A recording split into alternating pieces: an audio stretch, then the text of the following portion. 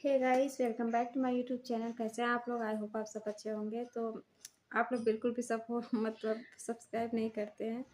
आपसे रिक्वेस्ट है, please subscribe करें, चैनल को सपोर्ट करें। तो आज मैं बात करूँगी जो केस हुआ वेस्ट बंगाल, मतलब वहाँ पे जो केस हुआ है अभी, जो इस लड़की के ऊपर हुआ है, ट्रेनी डॉक्टर जो आरजे हॉस्पिटल में। तो उस बारे में ये तो बहुत ही घिनौना मतलब हुआ है, बहुत ही घिनौना काम हुआ है।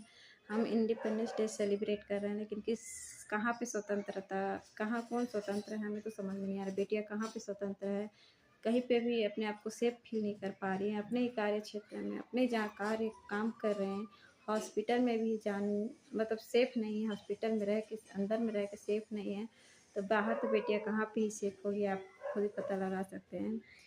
और पता नहीं यहाँ की कानून का क्या है, कानून क्या इस पे एक्शन लेता है, क्या है, कुछ समझ में नहीं आता है।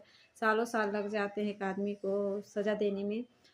जब वो सब चीज़ के खिलाफ होता है, फिर भी उसको सज़ा देने में इतने सालों लग जाते हैं। जो हमने सुना था जब निर्भया कांड हुआ था, जब उस टाइम पे भी उसके माँ बाप को कितने साल लग गए उसको न्याय मिलने में। उसके तो साक्षात सब चीज़, सब कुछ सामने ही था, फिर भी इतने सालों लग गए। सोचो माँ बाप कितने अपनी बेटी को इंसाफ दिलाने के लिए कितने सालों तक रगड़ खाते रहे, इधर उधर भागते रहेंगे। ये क्या कब तक होता रहेगा पता नहीं। जो होता है ना वुमेन एम्पावरमेंट, पता नहीं क्या है, किस चीज़ में है, पता नहीं। सब बेटियां ना अपने घर में सेफ है, अपने बाप भाइयों के बीच में भी सेफ नहीं। मैं तो कहूँगी इतने सारे केस सुने हैं कि बाप ने और भाई ने ये किया, तो कोई कहीं पे भी बेटियां सेफ नहीं है। बेटी पढ़ाओ, बेटी बेटी बचाओ, बेटी पढ़ाओ, क्यों ही नारा लगवा रहे हैं, मुझे नहीं समझ में आता। बेटी सेफ ही नहीं है। मैं नहीं कहूँगी हर कोई ऐसा, हर किसी का माइंड इतना गंदा होता है, नहीं, लेकिन एक तो सिक्योरिटी एक जगह ऐसा तो होना चाहिए ना, बेटी की कहीं पे जाए तो सेफ फील कर सके। कहीं पे भी सेफ नहीं फील नहीं कर सकते। जब हमें पता याद है, जब निर्भया कांड हुआ था, तो हम मेरे मम्मी पापा खुद मुझे बाहर नहीं भेजे थे। कोचिंग के लिए बाहर जाना था, बट डर से नहीं भेजे थे। हम ऐसा सुन के उन्हें इतना दहल गए थे उस टाइम पे, बाहर नहीं भेज पाए। सोचो अपनी बेटी को डर के से, उस माँ बाप पे क्या बीती होगी। और अभी इस माँ बाप इतना पढ़ा लिखा के बेटियाँ जब शख्स इतना सा पास आके सोचो उसके साथ ये हो जाता है, तो क्या बीती होगी उसके माँ बाप में। और जो किसने भी किया है, जिसने भी किया है, जो संजय राय जो भी नाम आ रहा है, उसकी माँ का भी इंटरव्यू देखा, किस तरह से एकदम मतलब कोई फर्क नहीं पड़ रहा है, इस टाइप का बात कर रही है। तब समझ में नहीं आ रहा है कि अपने बेटे का मतलब अच्छा बोल किस एंगल से अच्छा है। नशेड़ी था, मतलब क्या ही बोले उसको। यार इतना अंधा भी नहीं होना चाहिए माँ बाप को। माँ मतलब अपने पता तो होना चाहिए बच्चे ने क्या किया है।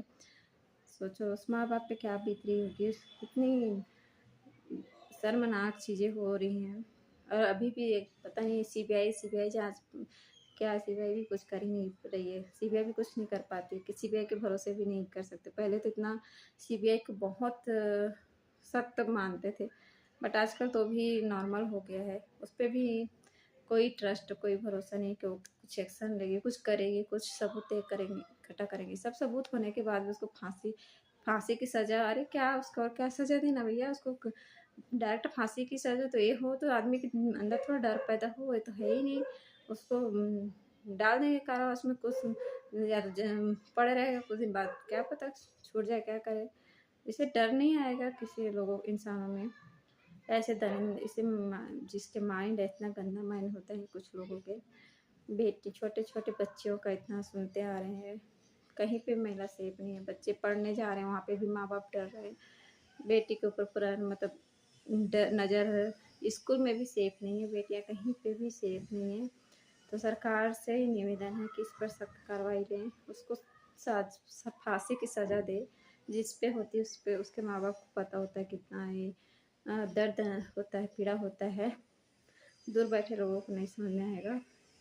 तो बेटियों को इसमें लोगों को एक साथ मतलब खड़े होना चाहिए सबको साथ में इस बेटी के लिए, तो ही कुछ हो पाएगा।